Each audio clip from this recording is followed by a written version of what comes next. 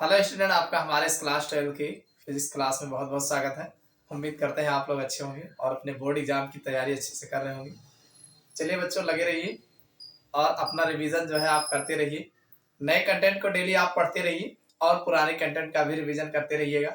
नई जो चीज़ें याद रहेंगी वो भूल जाओगे आप, तो भूलो ना, नया कम ही याद करो लेकिन पुराना जरूर बनाए रखो। चलिए आज क्लास शुरुआत करते हैं। आज के इस लेक्चर्स में हमारा जो चैप्टर चल रहा है किरण प्रकाशिकी एवं प्रकाशिकी यंत्र। तो किरण प्रकाशिकी एवं प्रकाशिकी यंत्र में हम एक ऐसे टॉपिक को लेके आए हैं जो आपके बोर्ड एग्जाम में कई बार पूछा गया है, काफी ज्यादा इंपॉर्टेंट है।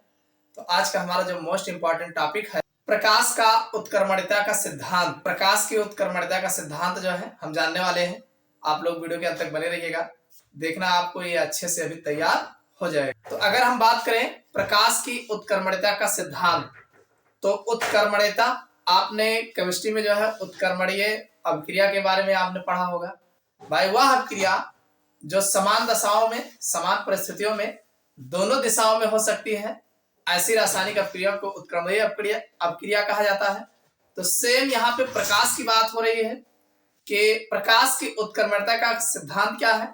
तो भाई इसमें क्या होता है कि जब कोई प्रकाश की किरण एक माध्यम से दूसरे माध्यम में या दूसरे माध्यम से तीसरे माध्यम में जाती है, तो जाते वक्त अपवर्तित होती हुई जब जाती है, तो अगर उस जिस पथ पर वो जाती है, अगर उसको पुनः वापस उस विपरीत दिशा में लाया जाता है यानी लौटाया जाता है, तो वो उसी पथ पर मुड़ करके लौट कर आती है। तो भाई जिस पथ पर गई है उसी पे लौट के आ रही है, तो एक हिसाब से उत्क्रमणीय हो कि नहीं हो। तो यहाँ पर ये प्रकाश की उत्क्रमणिता का सिद्धांत कहते हैं। इसको कैसे करते हैं चलिए हम एक उदाहरण द्वारा समझते हैं। ये मान लीजिए अलग अलग माध्यम है। ऊपर वाला मान लीजिए ये कांच है और दूसरा माध्यम इसको वायु मान सकते हैं और तीसरा आप इसको जल मान लीजिए।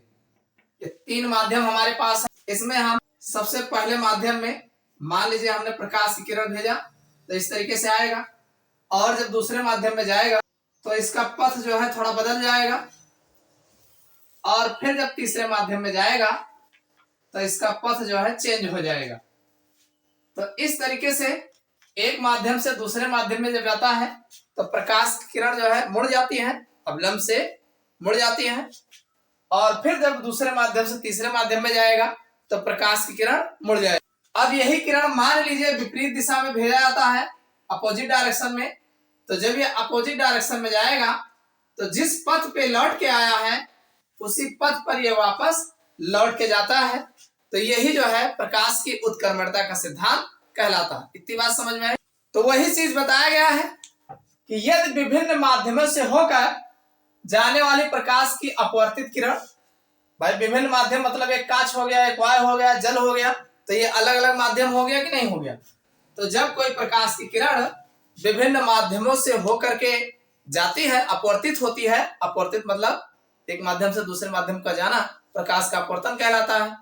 तो ये कहा गया कि यदि विभिन्न माध्यमों से होकर जाने वाली प्रकाश की अपवर्तित किरण को वापस, यानी जो अपवर्तित किरण है उसको वापस उसी माध्यम में भेजा जाए। भाई जिस माध्यम से लौट के आई है, जैसे कांच से वायु में गया, वायु से जल में गया, तो जल से आप फिर पुनः वायु में भेजो और वायु से कांच में भेजो, यानी अपोजिट डायरेक्शन में पुनः आप वापस भेजते हैं। तो वही कहा गया वापस उसी माध्यम में भेजा जाए, तो यह अपने उसी पथ पर चलकर वापस, यानी जिस पथ पर चल के आई है उसी पथ पर चलकर वापस पहले माध्यम में पहुंच जाती है।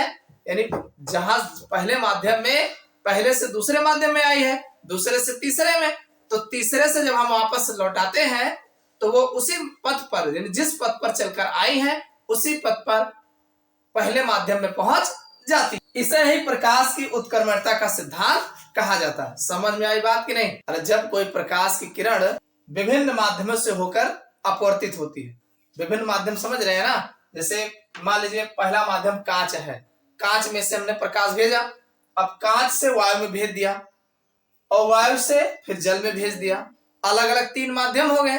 तो जब कोई प्रकाश की किरण हमेशा एक माध्यम से दूसरे माध्यम में जाती है तो अवलंब से मुड़ जाती है, अवलंब की ओर थोड़ा सा मुड़ जाती है, झुक जाती है। तो यहां से इस माध्यम से जब इसमें जाएगी तो थोड़ा झुक गई मान लीजिए।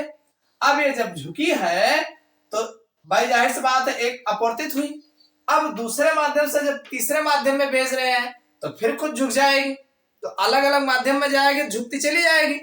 अब लेकिन गई तो गई, अब अगर हम इसको पुनः अपोजिट डायरेक्शन में वापस भेजते हैं उसी माध्यम में, तो इसका नियम क्या है कि जिस तरीके से आई है सेम उसी रास्ते पर वापस लौट के जाती है।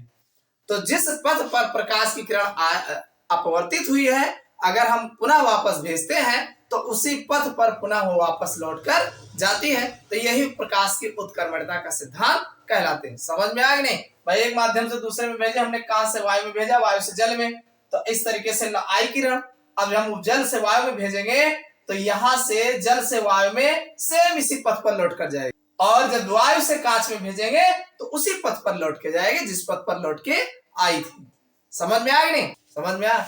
तो वही तो लिखा है, यदि विभिन्न माध्यमों से होकर जाने वाले प्रकाश की अपवर्तित किरण को वापस उसी माध्यम में भेजा जाए तो यह अपने उसी पथ पर चलकर वापस पहले माध्यम में पहुंच जाती है।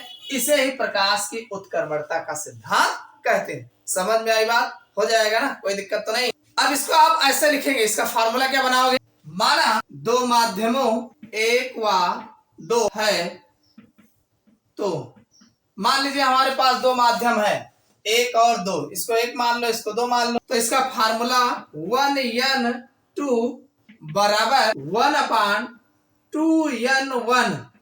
इसको ऐसे लिखेंगे, इसका फार्मूला बनेगा 1n2 बराबर 1/2n1 लिखा जाएगा।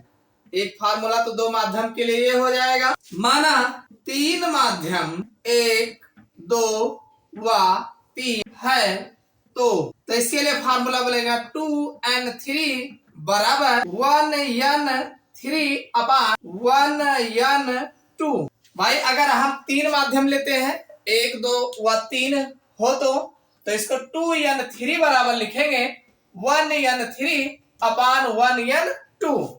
ये इसका फार्मूला 3 माध्यमों के लिए आपको मिल जाएगा।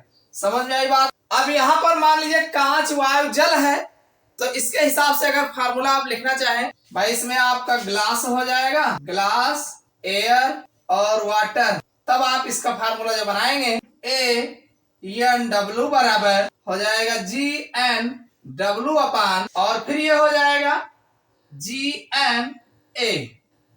समझ में आई बात कि नहीं?